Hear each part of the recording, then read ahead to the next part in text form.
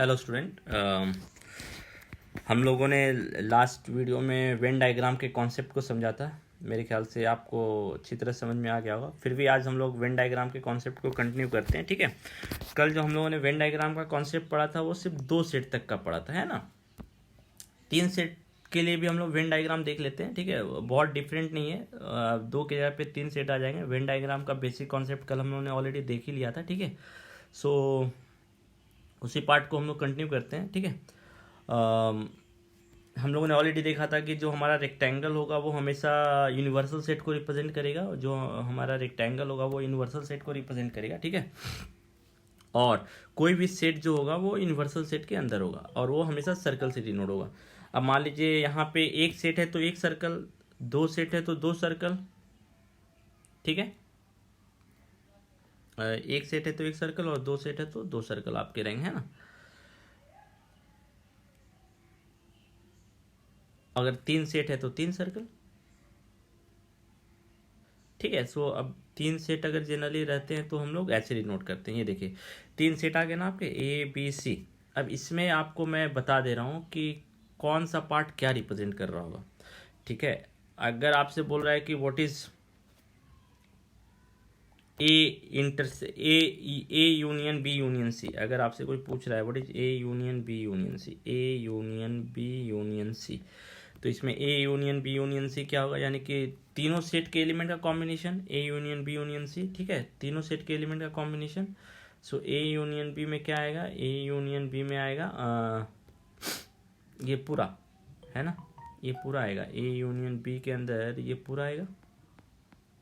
यानी कि हमको अगर A union B union C को रिप्रेजेंट करने बोला तो हमको इस पोर्शन को सेट करना पड़ेगा, है ना। सो ये तो सिंपल है ए यूनियन बी, ठीक है। अब मैं हर एक रीजन का हम लोग इम्पोर्टेंस देखते हैं, हर एक रीजन का मीनिंग क्या होगा, ठीक है। अगर आपको सेट दिया हुआ है तो आप सेट तो कर ही सकते हैं वेन डायग्राम में, ठीक है। तो वो बहुत टफ पार्ट नहीं है, ठीक है। हम लोग जो अभी मेन देखेंगे वो है हमारा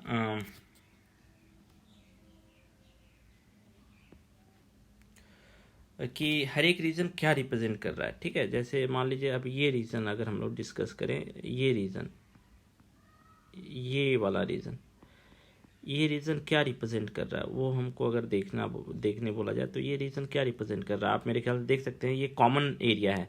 ये कॉमन एरिया किस किस का है, ये कॉमन एरिया ए का है और सी का है। तो ये वाला रीजन जो रिप्रेजेंट कर रहा है वो क्या रिप्रेजेंट कर रहा है, ए इंटरसेक्शन सी, ठीक है। इसी तरह अगर आपसे बोला जाए कि ये वाला रीजन क्या रिप्रेजेंट कर रहा है, ये वाला रीजन, ये पूरा, ठीक है, यहाँ तक ये रीजन क्या रिप्रेजेंट कर रहा है, मैंने जो येलो से दिया है ये रीजन आपका रिप्रेजेंट कर रहा है किसका किसका कॉमन पॉइंट है, बी और सी का। तो ये बी इंटरसेक्शन सी रिप्रेजेंट कर रहा है, ठीक है। इसी तरह अगर आपसे पूछा जाए कि ये वाला रीजन क्या रिप्रेजेंट कर रहा है, ठीक है, ये रीजन क्या रिप्रेजेंट कर रहा है, तो ये, ठीक है, ये रीजन क्या रिप्रेजेंट करेगा, तो ये रीजन रिप्रेजेंट करेगा आपका किस किस का कॉमन पार्ट है, ए और बी का। सो ये रीजन रिप्रेजेंट करेगा ए इंटरसेक्शन बी, है ना। सो आपको 3 सेट, इसी तरह 4 सेट में भी इस कॉन्सेप्ट को कंटिन्यू कर सकते हैं, ठीक है।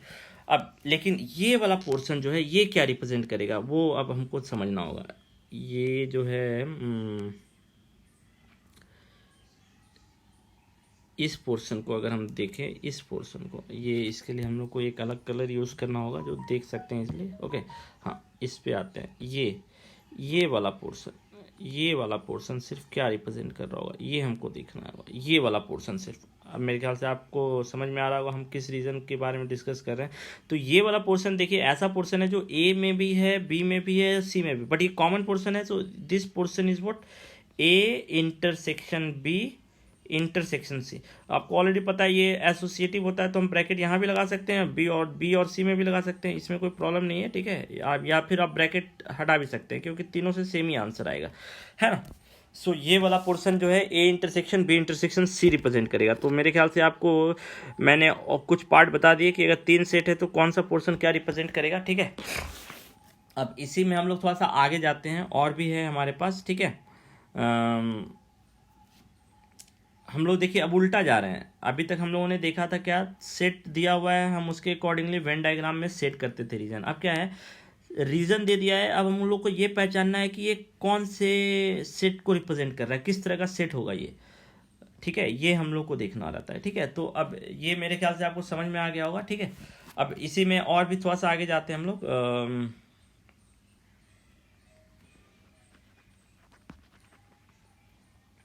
इसी में थोड़ा सा हम लोग और भी आगे जाते हैं। मान लीजिए अगर आपको इस वाले पोर्शन के बारे में डिस्कस करने के लिए बोला जाए, इस वाले पोर्शन, सपोज इस वाले पोर्शन के बारे में डिस्कस करने बोला जाए, तो ये आप देखिए, ऑब्जर्व कीजिए कि ये क्या है। ये जो है ये ऐसा पोर्शन है जो ना तो ए में है, ना तो बी में है, ना तो सी में है, यानी A union B union C का कॉम्प्लीमेंट है ना ये A union B union C इस रीजन को छोड़कर है, क्योंकि A union B union C जो था ये कौन सा पोर्शन था, ये जो पोर्शन था A union B union C, ये वाला पोर्शन था, ये वाला पोर्शन था A union B union C, है ना, ये वाला पोर्शन था A union B union C. इसको छोड़कर है ये वाला पोर्शन जो ग्रीन पोर्शन है, यानी कि ये क्या है एक्चुअल में, ये जो पोर्शन है, ये जो पोर्शन है ये क्या है, इसका कॉम्प्लीमेंट है ना।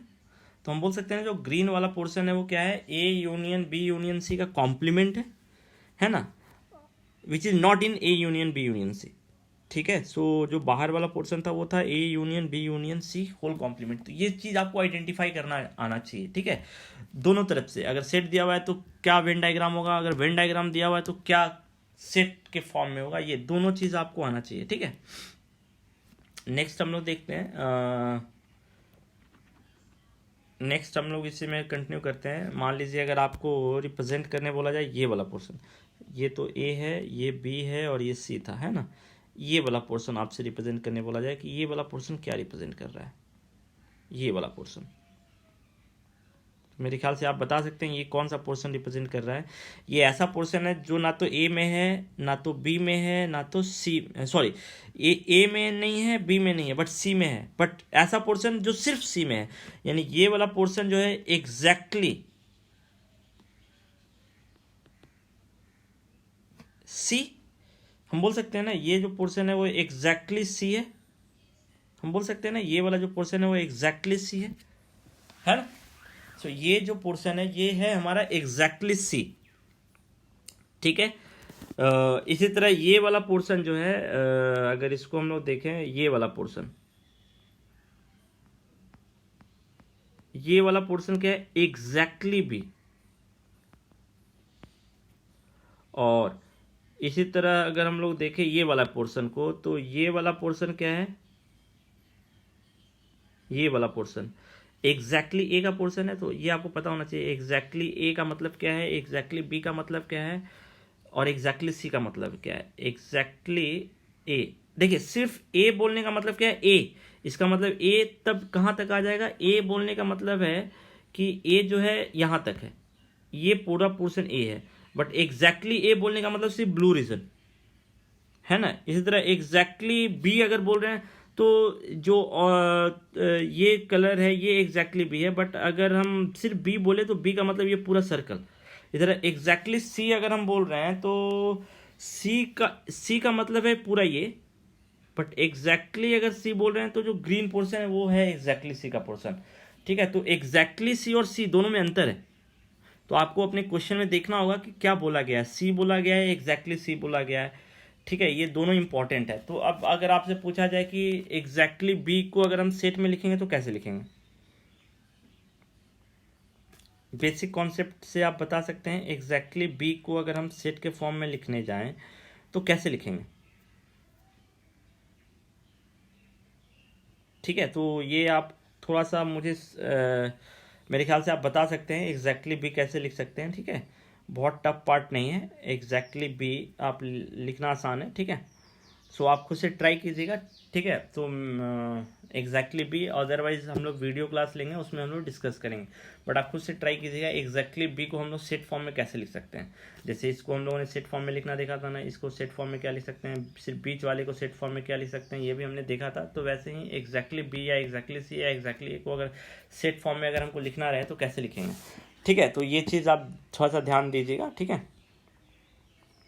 नेक्स्ट हम लोग आते हैं, अब इसी में अगर हमको सेट दे दिया है और बोला है कि इसका वेन डायग्राम सेट करो। तो कैसे वेन डायग्राम सेट करेंगे? अगर मान लो आपसे दे दिया है कि एक इंटरसेक्शन बी इंटरसेक्शन सी है, ये इसका वेन डायग्राम क्या होगा? तो मैंने आपको कल बताया था कैसे आप पता करेंगे। पहले आप ए कॉम्प्लीमेंट पता कर लीजिए, फिर बी कॉम्प्लीमेंट पता कर लीजिए, ठीक है। इसके बेस इस तरह आप पता कर सकते हैं, ठीक है। तो जैसे आपसे बोल दिया कि ये तो आपका ए है, ये आपका बी है और ये आपका सी है, ठीक है। सो ए कॉम्प्लीमेंट पहले आप पता कर लीजिए, ए कॉम्प्लीमेंट कहाँ होगा। ए कॉम्प्लीमेंट पता कर लीजिए कि ए कॉम्प्लीमेंट कहाँ होगा आपका, ठीक है। सो ए कॉम्प्लीमेंट का मतलब है जो ए में नहीं है, सो ए कॉम्प्लीमेंट का पोर्शन ये होगा, this portion belongs to A complement, ठीक है। ये वाला जो पोर्शन है आपका ए कॉम्प्लीमेंट का पोर्शन है, ए को छोड़कर। ए कॉम्प्लीमेंट का मतलब यही है, नॉट ए, ठीक है। This portion belongs to A complement. अब बी और सी इंटरसेक्शन है ना, तो बी और सी का इंटरसेक्शन कौन है? हमको पता है ना कि अब यहाँ पे देखिए आपका प्रॉपर्टी यूज हो रहा है, हम बोल सकते हैं ना एसोसिएटिव होता है तो इंटरसेक्शन, तो हम पहले बी इंटरसेक्शन सी में लगा लेते हैं। तो बी इंटरसेक्शन सी क्या है? बी इंटरसेक्शन सी क्या है वो आप पता कीजिए। बी इंटरसेक्शन सी जो है वो कौन सा पोर्शन है? बी इंटरसेक्शन सी जो है वो कौन सा पोर्शन है? सो बी इंटरसेक्शन सी जो है ये वाला पोर्शन है ना। तो बी इंटरसेक्शन सी अगर ये वाला पोर्शन है, तो अब आपको बोल रहा है ए कॉम्प्लीमेंट और बी इंटरसेक्शन सी में कॉमन क्या है। सो ए कॉम्प्लीमेंट और बी इंटरसेक्शन सी में अगर आप कॉमन देखिए तो कौन सा पोर्शन कॉमन है? यही वाला पोर्शन कॉमन है, जहां पे दोनों लाइन ग्रीन और येलो लाइन मिल रहे हैं, तो यही वाला पोर्शन कॉमन होगा। और इसको अगर आप कॉन्सेप्ट को अच्छे से समझे होते तो हम इसको देख सकते हैं, ठीक है। सो ये वाला पोर्शन कॉमन होगा, है ना। A complement intersection B intersection C. लेकिन अगर यही होता यहाँ पे अगर ऐसे हम लिख देते इसी को, इस क्वेश्चन को अगर हम चेंज कर दें, थोड़ा सा चेंज कर देते हैं इसको, क्वेश्चन को हम लोग चेंज करके लिख देते हैं। मान लीजिए आपको पता करने बोला जाए ये सी है, ये बी है और ये ए है ना। सो अगर चेंज करके आपको बोला जाए find A union B intersection C, ठीक है, इसको पता करने के लिए, ठीक है। तो ए यूनियन बी पहले आप पता कर लीजिए, ए यूनियन बी कौन सा पोर्शन होगा? ए और बी का कॉम्बिनेशन, ए और बी का कॉम्बिनेशन, ये वाला पोर्शन ए यूनियन बी है ना। ये वाला पोर्शन ए यूनियन बी है और इसका इंटरसेक्शन किसके साथ लिया जा रहा है? सी। तो सी में सी और ए यूनियन बी में जो कॉमन है वो वाला पोर्शन इसके अंदर आएगा। तो सी और ए यूनियन सी आपका ये है पूरा। मैं चलिए सी को भी पहले सेट कर दे रहा हूँ ताकि आपको पता चले कि दोनों में कॉमन कहाँ है। जहाँ पे येलो और ग्रीन लाइन मिल रहा होगा वही आपका ए यूनियन बी और सी का इंटरसेक्शन पॉइंट है। तो इंटरसेक्शन पॉइंट यानी कि इसके अंदर क्या क्या आएगा? इसके अंदर आएगा आपका ये वाला पोर्शन, ये वाला पोर्शन है ना, ये वाला पोर्शन होगा इसका आंसर,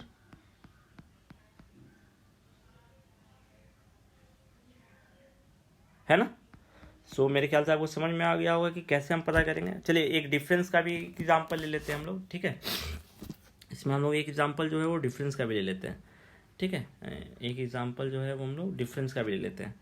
मान लेते हैं हम लोग ले लेते हैं A union B minus C complement. अगर ऐसा है A union B minus C complement, ठीक है। So A union B minus C complement कैसा होगा? इसमें अब आप देखिए ए यूनियन बी आपका, पहले तो ए यूनियन बी अभी हमने देख लिया था, ए यूनियन बी कैसा होगा, है ना। ए यूनियन बी आपका ये वाला पोर्शन है,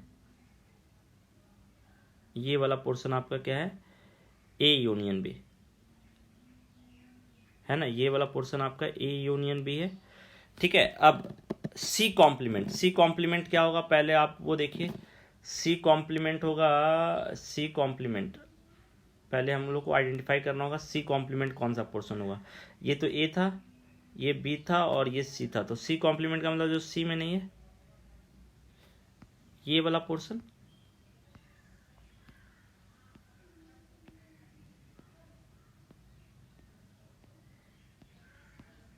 ये वाला जो पोर्शन है ये क्या रिप्रेजेंट कर रहा है, सी कॉम्प्लीमेंट, ठीक है। सो ये वाला पोर्शन जो है आपका सी कॉम्प्लीमेंट, तो A union B minus C complement. तो अब डिफरेंस का क्या डेफिनेशन था, डिफरेंस का डेफिनेशन था those element which belongs to A union B but not C complement. तो वो पोर्शन जो ए यूनियन बी में हो और सी कॉम्प्लीमेंट में ना हो, तो जहाँ जहाँ येलो और ग्रीन मिल रहा है यानी वो पोर्शन दोनों में है, तो वो पोर्शन नहीं आना चाहिए। सिर्फ कौन सा पोर्शन होगा, जो ए यूनियन बी में आ रहा है। तो ए यूनियन बी में जहाँ सिर्फ ग्रीन है यानी ये वाला पोर्शन होगा, देखिए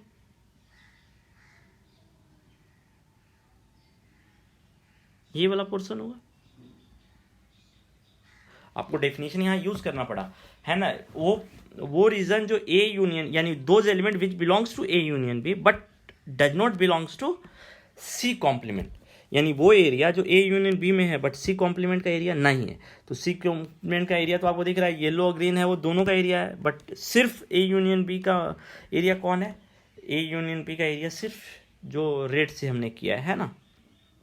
सो मेरे ख्याल से अब वेन डायग्राम के कॉन्सेप्ट में कोई कन्फ्यूज़न नहीं होना चाहिए, ठीक है। अब इसी में हम लोग थोड़ा सा कुछ और भी आगे बढ़ते हैं, ठीक है। इसी में थोड़ा सा हम लोग कुछ और भी आगे बढ़ते हैं।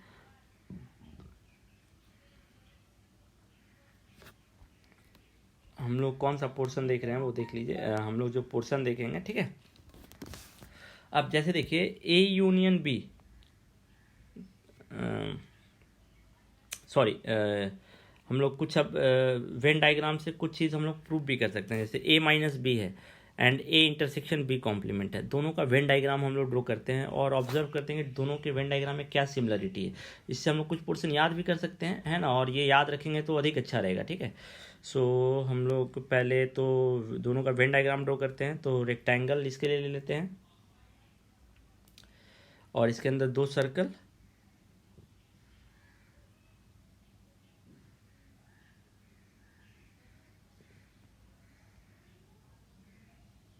ये है ए और ये है आपका बी, ये ए है और ये बी है, ठीक है। सो ए माइनस बी कौन सा पोर्शन है, जो सिर्फ ए में है बी में नहीं है। तो ए माइनस बी का जो पोर्शन होगा वो होगा ये, only in A but not in B. So A minus B का ये पोर्शन होगा। अब इसका हम लोग देखते हैं, ठीक है। इसका हम लोग वेन डायग्राम देखते हैं।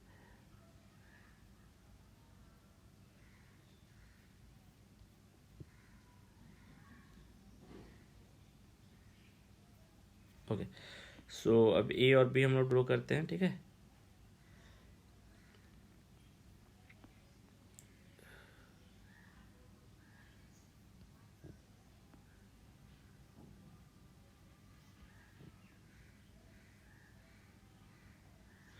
ये है मान लीजिए आपका ए, ये ए है और ये बी है, ठीक है। तो ए इंटरसेक्शन बी कॉम्प्लीमेंट, तो बी कॉम्प्लीमेंट कौन सा पोर्शन है, बी कॉम्प्लीमेंट जो बी में नहीं है। तो जो बी में नहीं है और फिर आपका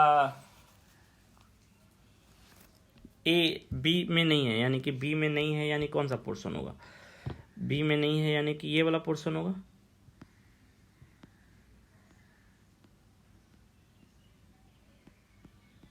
ये वाला पोर्शन होगा, यही पोर्शन बी में नहीं है। और इसका कॉमन किसके साथ होना चाहिए, ए के साथ। ए के साथ कॉमन कौन सा पोर्शन है, ए के साथ जो कॉमन पोर्शन है, ए के साथ जो कॉमन पोर्शन है वो यही है, ये वाला पोर्शन कॉमन है। तो आप ऑब्जर्व कीजिए कि क्या हो रहा है। इसका मतलब ये इसका और इसका दोनों का रीजन सेम है, यानी कि हम बोल सकते हैं ना A minus B is equal to A intersection B complement. So देखिए वेन डायग्राम से हम बहुत सारे रिजल्ट कंक्लूड कर सकते हैं, है ना, कि किस तरह के सेट इक्वल होंगे, किस तरह के सेट इक्वल नहीं होंगे। ये पार्ट आप इजिली ऑब्जर्व कर सकते हैं, ठीक है। तो अब हम याद ही रखेंगे और इसको हम लोग क्या बोलते हैं, एग्जैक्टली ए। तो एग्जैक्टली ए दो सेट में कैसा दिखेगा वो हम मेरे ख्याल से अब आप याद रख सकते हैं, एग्जैक्टली ए माइनस बी और ए इंटरसेक्शन बी कॉम्प्लीमेंट। यानी कि अब कैसे याद रखें, देखिए माइनस किससे रिप्लेस हो गया, इंटरसेक्शन से, और जो माइनस के बाद वाला है वो कॉम्प्लीमेंट में कन्वर्ट हो गया। तो अब आप देखिए कि इसी को कंटिन्यू कर सकते हैं, जनरलाइज भी कर सकते हैं। अब आप देखिए आपसे अगर पूछ रहा है कि बी माइनस है, सो बी माइनस से हम बोल सकते हैं ना क्या होगा, बी इंटरसेक्शन ए कॉम्प्लीमेंट।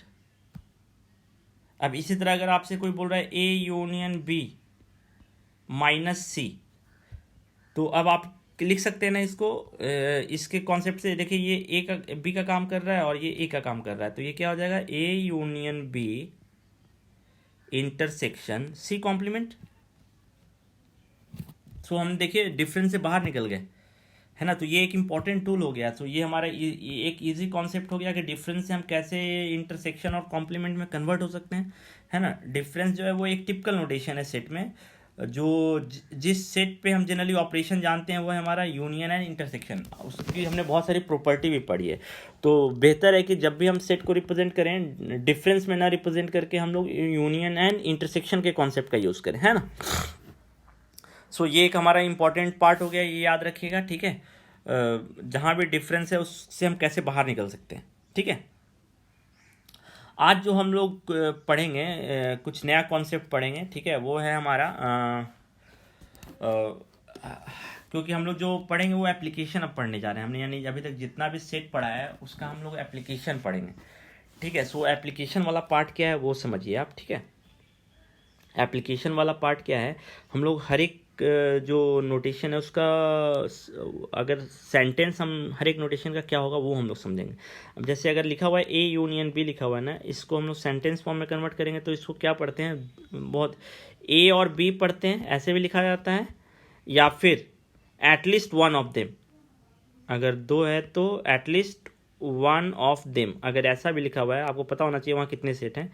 अगर 3 सेट है तो एटलीस्ट वन ऑफ देम का मतलब क्या हो जाएगा, A union B union C. अगर 4 सेट है तो एटलीस्ट ऑफ देम का मतलब क्या हो जाएगा, A union B union C union D, ठीक है। तो मैं आपको यूनियन का जो डिफरेंट फॉर्म होता है वर्ड में वो आपको समझना है। ए या फिर ऐसा भी लिखा रहता है आइदर वन ऑफ, आइदर ए और बी, वो भी कहीं कहीं लिखा रहता है। तो एटलीस्ट वन ऑफ देम का मतलब भी यूनियन है, और आपको देखना होगा कितने सेट हैं, ठीक है। ये सारी चीज़ याद रखिएगा, क्योंकि अभी हम लोग जो वर्ड प्रॉब्लम करेंगे ना उसमें इस कॉन्सेप्ट को यूज़ करेंगे, ठीक है। सो ये एक हो गया। दूसरा है A intersection B. A intersection B, इसको हम लोग कैसे लिखते हैं, ए एंड बी, या फिर एक और नोटेशन इसके लिए हम लोग यूज़ करते हैं बोथ ऑफ देम, और बोथ ऑफ देम, ये नोटेशन भी हम लोग यूज़ करते हैं, ठीक है। ये भी आप याद रखिएगा। फिर आप जैसे नॉट ए, नॉट ए का नोटेशन क्या होगा, ए कॉम्प्लीमेंट, यानी ए कॉम्प्लीमेंट का मतलब क्या है, ए नहीं है ना, जो ए में नहीं है तो नॉट ए, और विच इज़ नॉट इन ए, वो आप अब क्वेश्चन देके समझिएगा। इसी तरह और भी है ए इंटरसेक्शन बी कॉम्प्लीमेंट, इसका मतलब क्या है, exactly one of them, exactly one of them, यानी एग्जैक्टली लिखा हुआ है, इसका मतलब आपको समझ में आना चाहिए कि exactly A, not exactly one of them. Actually इसका क्या मतलब है, एग्जैक्टली ए, यानी सिर्फ ए। इसी तरह अगर ऐसे लिखा हुआ है ए कॉम्प्लीमेंट इंटरसेक्शन बी, इसका क्या मतलब है, एग्जैक्टली बी, ठीक है। कल हम लोग इसका एक वीडियो क्लास लेंगे, ठीक है, ऑन मंडे, ठीक है। आप तब तक जो पोर्शन है उसको कंप्लीट कीजिएगा। इसी तरह और भी हम इसको क्या लिख सकते हैं, और भी है बहुत सारा। एग्जैक्टली का एक और मीनिंग है, एग्जैक्टली ए का एक और नोटेशन है ए माइनस बी, और एग्जैक्टली बी का एक और नोटेशन है बी माइनस ए, ये भी अभी हमने देखा था इसको, ठीक है। इसी तरह एग्जैक्टली वन ऑफ देम अगर लिखा हुआ है, इसका क्या मतलब है, exactly one of them, exactly one of them का क्या मतलब है, एग्जैक्टली वन ऑफ देम का अगर मतलब है, अगर 2 सेट है, हम लोग मान लीजिए 2 सेट के लिए काम करना है, एग्जैक्टली वन ऑफ देम का मतलब क्या है, या तो ए और बी। तो एग्जैक्टली वन ऑफ देम का मतलब क्या है, अगर मान लीजिए 2 सेट है आपके पास, एग्जैक्टली वन ऑफ देम का मतलब क्या है, एग्जैक्टली ए और एग्जैक्टली बी। सो एग्जैक्टली ए का मतलब क्या है, ए इंटरसेक्शन बी कॉम्प्लीमेंट, और किसको रिप्रेजेंट करता है, यूनियन को।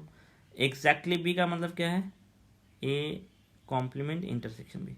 सो एग्जैक्टली वन ऑफ देम को अगर सेट फॉर्म में लिखेंगे तो कैसे लिखेगा, ऐसे लिखेगा। तो ये चीज़ आप ध्यान रखिएगा, ठीक है, इस चीज़ को ध्यान रखिएगा आप, ठीक है।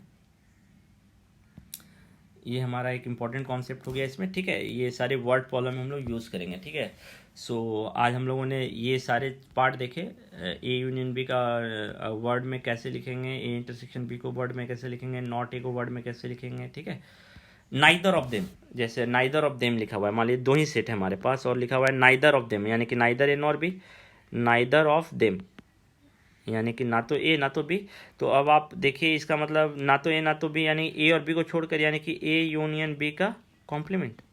नाइदर ऑफ देम यानी वेन डायग्राम में आप सबको याद रखते जाइए कि ये ए है और ये बी है, नाइदर ऑफ देम का मतलब है ये वाला पार्ट ना, नाइदर ऑफ देम का मतलब है ये वाला पार्ट, है ना। सो ये सारी चीज़ आप याद रखिएगा थोड़ा सा, ठीक है। A union B complement. और अगर आप डी मॉर्गन्स लॉ आपको याद है तो ए यूनियन बी कॉम्प्लीमेंट क्या होता है, इंटरसेक्शन में कन्वर्ट हो जाता है, तो A complement intersection B complement, ठीक है। सो ये जो पार्ट है वो है नाइदर ऑफ देम, ठीक है। इसी तरह हमारे पास और भी हैं बहुत सारे पार्ट, हम लोग अब वर्ड प्रॉब्लम जब आएगा तो हम लोग उन सबको देखेंगे, ठीक है। अब आज हम लोग एक फॉर्मूला पढ़ते हैं, वो हमारा फर्स्ट फॉर्मूला है। अगर आपसे पूछ रहा है what is number of A union B, A union B का नंबर क्या होगा, तो इस फॉर्मूले को हम लोग डिराइव करते हैं, इजी है डेरिवेशन, ठीक है। इस फॉर्मूले का डेरिवेशन क्या होगा, ठीक है। सो ये ए है ये बी है, सो हमको इनका नंबर पता करना है, तो इनके नंबर का फॉर्मूला क्या होगा। अब आप देखिए कि अगर ए और बी का नंबर दिया हुआ है तो इसके लिए आपको क्या करना पड़ेगा। अब ए का नंबर हम जोड़ दें, ए का नंबर जोड़ दें यानी ये वाला नंबर जोड़ दिया हमने, नंबर ऑफ ए, और ये वाला नंबर भी हमने जोड़ दिया मान लिया, तो ये नंबर ऑफ बी। बट आप ऑब्जर्व कीजिए कि ये वाला नंबर हमने दो बार जोड़ दिया, ये वाला नंबर हमने दो बार जोड़ दिया, और ये है क्या, इंटरसेक्शन, यानी कि minus number of A intersection B हमको माइनस करना पड़ेगा, है ना। ध्यान रखिएगा ये कार्डिनल नंबर है, यानी ए यूनियन बी के अंदर कितने एलिमेंट हैं उसका नंबर काउंट कर रहे हैं, तो ये number of A union B, आपको ये नोटेशन याद होगा। तो number of A union B क्या होगा, number of A plus number of B minus number of A intersection B, ठीक है। ये हमारे पास एक फॉर्मूला हो गया, नंबर यानी ए यूनियन बी के अंदर कितने नंबर हैं, number of A plus number of B minus number of A intersection B. क्यों, ये नंबर ऑफ ए का मतलब ये वाला पार्ट, नंबर ऑफ बी का मतलब ये वाला पार्ट, अगर इन दोनों को हम जोड़ देंगे तो ये वाला जो बीच वाला नंबर है ये हमने दो बार जोड़ दिया ना, तो नंबर से अधिक हो जाएंगे ना। आप एरिया की तरफ पे देखिए, नंबर को आप एरिया मान लीजिए, तो आपको ये पूरा एरिया निकालना है, तो आप पूरा एरिया कैसे निकालना है, दिस एरिया, मैं कलर चेंज कर दे रहा हूँ, this area plus this area. अब आप देखिए खुद ये वाला एरिया दो बार ऐड हो जा रहा है, ये वाला एरिया जो है वो आपका, चलिए हम फिर से इसको ड्रॉ कर दे रहे हैं, काफ़ी लेंदी हो गया डायग्राम। आप खुद देखिए कि ये ए का एरिया, ये बी का एरिया, ए का एरिया आपने जोड़ दिया यानी ये वाला एरिया जोड़ दिया, बी का एरिया जोड़ दिया यानी ये वाला एरिया जोड़ दिया, बट ये वाला एरिया तो दो बार ऐड हो गया ना, तो इस एरिया को हमको एक बार क्या करना पड़ेगा, माइनस। ये नंबर को आप एरिया के तौर पे देख सकते हैं, ठीक है। सो हम लोग आज ना इसी फॉर्मूले पे बेस्ड क्वेश्चन देखेंगे कि कैसे इस क्वेश्चन फॉर्मूले को हम लोग अप्लाई कर सकते हैं, ठीक है। बहुत टिपिकल आज नहीं जाएंगे, ठीक है। उसके बाद नेक्स्ट क्लास में हम लोग इसके और टिपिकल प्रॉब्लम को देखेंगे, ठीक है। देखिए ये फॉर्मूला आपका यहाँ डिराइव करा हुआ है, ये वाला फॉर्मूला, ठीक है। Number of A union B is equal to what, number of A plus number of B minus number of A intersection B, ये इन जनरल, ठीक है। सो इस पे बेस्ड हम लोग क्वेश्चन देखते हैं कैसे इस क्वेश्चन फॉर्मूले को हम लोग अप्लाई कर रहे हैं, ठीक है। तो एक्सरसाइज में हम लोग देखते हैं पहला एक्सरसाइज 1.6 का first question, X and Y are two set such that number of X is 17, यानी एक्स में 17 एलिमेंट है। अब क्या एलिमेंट है उससे हमको नहीं मतलब है, टोटल काउंट करने पे 17 एलिमेंट आ रहे हैं। वाई में 23 एलिमेंट हैं, तो एक्स यूनियन वाई में 38 एलिमेंट हैं, तो एक्स इंटरसेक्शन वाई में कितने एलिमेंट होंगे, तो ये फॉर्मूला है ना, number of X union Y is equal to number of X plus number of Y minus number of X intersection Y. तो एक्स यूनियन वाई में कितने एलिमेंट है, 38, एक्स में कितने एलिमेंट हैं, 17, वाई में कितने एलिमेंट हैं, 23, तो number of X intersection Y में कितने एलिमेंट हम निकाल सकते हैं ना, ठीक है। सो ये तो डायरेक्ट फॉर्मूला बेस्ड क्वेश्चन हो गया। इसी तरह आप देखिए 2 भी है। अब आते हैं 3 में, 3 एक टिपिकल वर्ड प्रॉब्लम हो गया जो रियल लाइफ में हम लोग अप्लाई कर रहे हैं, ठीक है। सो 3 नंबर हम लोग देखते हैं। 3 नंबर क्या बोल रहा है, 3 नंबर बोल रहा है कि in a group of 400 250 can speak Hindi and 200 can speak English, how many people can speak both Hindi and English. एक 400 लोगों का ग्रुप है, ठीक है, यहाँ लिखा हुआ है 400 लोगों का ग्रुप है ये, और इन 400 लोगों के ग्रुप में 250 लोग जो है वो हिंदी बोलते हैं और 200 लोग इंग्लिश बोलते हैं। इन्हीं 400 में, यानी ये 400 में दो तरह के लोग हैं, या तो हिंदी बोलने वाले या तो इंग्लिश बोलने वाले। तो आपसे पूछ रहा है कितने लोग जो हैं speak both Hindi and English. तो आप अब याद कीजिए कि एंड वर्ड क्या रिप्रेजेंट करता है, इंटरसेक्शन। तो अब इसको हम कैसे सॉल्व करेंगे वो देखिए। यहाँ पे दो तरह के लोग हैं, हिंदी बोलने वाले और इंग्लिश बोलने वाले। तो हम बोल सकते हैं ना कि हमारा जो एक सेट है वो हिंदी बोलने वाले का सेट है और एक सेट जो है वो इंग्लिश बोलने वाले का सेट है, ठीक है। हमको पता करना है कि दोनों लोग, यानी ये वाला पार्ट हमको पता करना है ना, अगर आप ऑब्जर्व करेंगे तो। और इन पूरे का नंबर दे रखा है हमको, यानी कि यूनियन का नंबर दे रखा है ना। तो अब पहले हम सेट बताएंगे। एच जो है set of people speaking Hindi, क्योंकि आप अब नोटेशन यूज़ कर रहे हैं ना, तो ये एच नोटेशन किसके लिए, ये पहले आप मेंशन कीजिएगा। H is set of people speaking Hindi, E is set of people speaking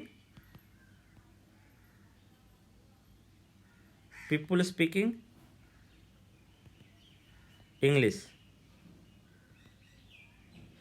ठीक है। अब नंबर ऑफ एच कितना हो जाएगा, अब एच का कार्डिनल नंबर दिया हुआ है 250, नंबर ऑफ ई कितना हो जाएगा, ई का कार्डिनल नंबर दिया हुआ है। मैं आपको बता रहा हूँ कैसे आप लिख रहे हैं, ठीक है। पहले आप देख लीजिए कि कौन कौन सा सेट बन सकता है आपके क्वेश्चन में। दो तरह के सेट है, हिंदी बोलने वाले, इंग्लिश बोलने वाले। उसके बाद किसके बारे में पता करने बोला है, बोथ हिंदी एंड इंग्लिश। तो अब हम बोल सकते हैं ना कि इसका मतलब हमको नंबर ऑफ एच इंटरसेक्शन ई पता करने बोला है, और नंबर ऑफ एच यूनियन ई दे रखा है। नंबर ऑफ एच यूनियन ई कितना दे रखा है, 400, ठीक है। तो अब आप फॉर्मूले से अप्लाई कर सकते हैं। तो क्या फॉर्मूला होगा, number of H union E is equal to number of H plus number of E minus number of H intersection E. अब वैल्यू पुट कर दीजिए, इसका वैल्यू आपको दिया हुआ है, इसका दिया हुआ है, इसका दिया हुआ है, तो एच इंटरसेक्शन ई का वैल्यू निकल जाएगा, ठीक है। सो ये बहुत टिपिकल प्रॉब्लम नहीं है, ठीक है। इसी तरह 4 नंबर भी है, 5 भी है, इसी तरह क्वेश्चन। तो मेरे ख्याल से एक्सरसाइज 1.6 आप ट्राई कर सकते हैं, खुद से ट्राई कर सकते हैं, बहुत टफ क्वेश्चन नहीं है, ठीक है। और हम लोग मंडे को एक वीडियो क्लास लेंगे, उसमें अभी तक का जो भी डाउट है वो देखेंगे, ठीक है।